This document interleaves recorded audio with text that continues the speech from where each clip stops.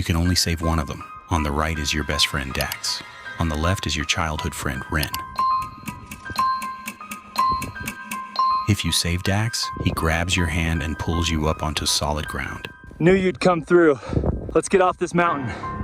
Together you find a sheltered ledge and set up camp before the light fully fades. By the time the small stove is lit, the cold has already settled deep into your bones. You ask Dax for the medkit and your hands are numb, and the rope burns on your palms need wrapping. Dax digs through his pack, then sighs. With nothing to treat the burns, you wrap your hands in spare cloth and try to sleep through the pain. Must have come loose when we were hanging up there. It's gone. Sometime after midnight, you wake to the sound of the tent zipper. Dax is slipping outside, moving carefully like he doesn't want to be heard. Now decide, search his pack while he's gone or follow him outside. If you search his pack, you find it completely empty. Just then, footsteps approach. Dax is coming back. You shove the pack back into place seconds before he steps in. He doesn't go straight to sleep. He checks the pack first, running his hands along the inside. Then he turns and looks at you for a long moment before finally lying down.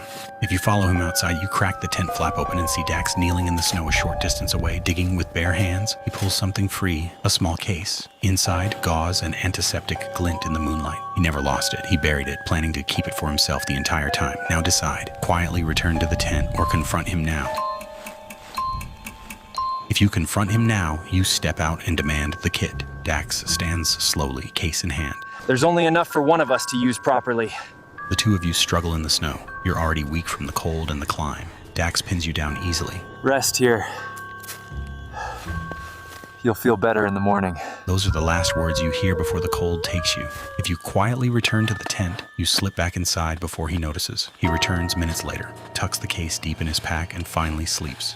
By morning, you tell him you heard something moving around the tent in the night, tracks leading toward the ridge. Dax rushes out to check immediately. You follow at a distance. When he reaches the edge, back turned, you don't hesitate. Dax goes over without a sound. You take the case, the rope, and what's left of his supplies and start the long walk down alone. Hours later, unwrapping your hands to check the burns, you find the gauze already stained through. The case had been opened and used before, days ago, on wounds that weren't yours.